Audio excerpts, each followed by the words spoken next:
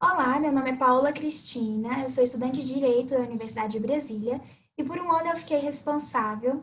pela pesquisa cujo título é A Percepção dos Estudantes de Direito da Universidade de Brasília acerca da importância de metodologias ativas para uma formação jurídica cidadã.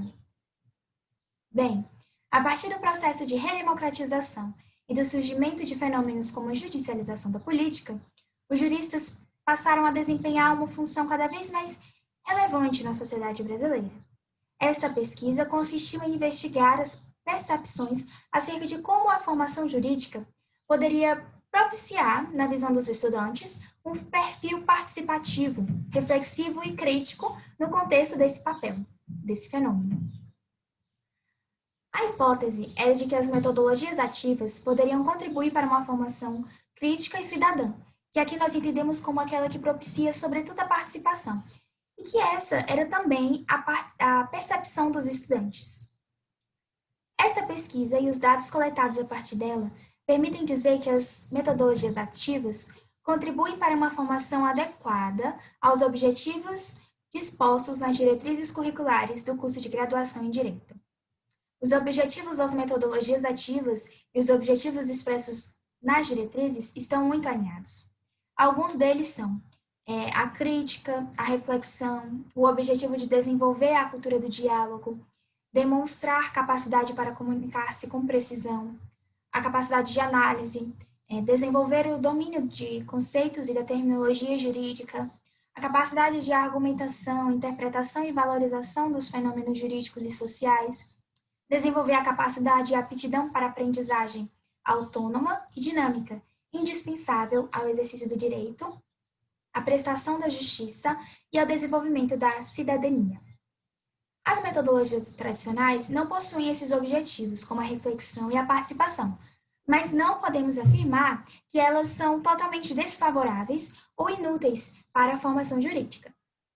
Quanto à percepção dos estudantes de Direito da UNB, que é o foco principal da pesquisa, a análise dos dados nos permite identificar que os estudantes reconhecem as metodologias ativas como aqueles métodos que os incentivam a participação, incentivam a autonomia, a prática, o protagonismo no processo de ensino e aprendizagem, e não um perfil meramente passivo.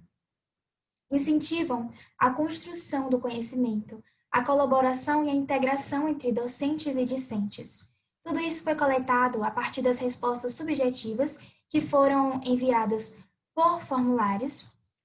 Das respostas foram retiradas palavras-chave e assim eu identifiquei as que prevaleciam, chegando a uma percepção geral das 52 respostas que eu obtive. Entretanto, é possível identificar, tanto a partir das percepções quanto com a leitura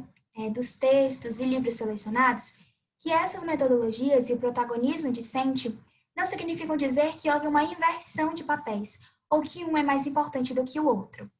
Na verdade, o estudante toma um papel relevante no processo de ensino e aprendizagem, mas também o professor e a professora são fundamentais, pois para aplicar bem as metodologias ativas é preciso, no mínimo, conhecê-las e ter uma estrutura que favoreça a aplicação delas, de algumas delas, por exemplo. Então, na prática, a percepção que os estudantes têm é de que as metodologias ativas têm o intuito de aliar teoria e prática de forma participativa, contribuindo para uma formação inovadora, uma formação cidadã.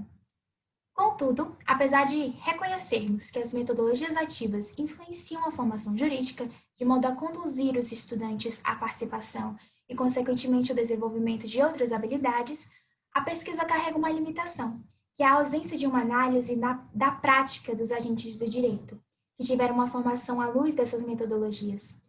Com essa análise, seria possível comprovar ou não a influência das metodologias ativas no produto, na prática jurídica, na postura dos advogados e nas decisões dos magistrados, por exemplo. Então é isso que eu queria compartilhar e muito obrigada.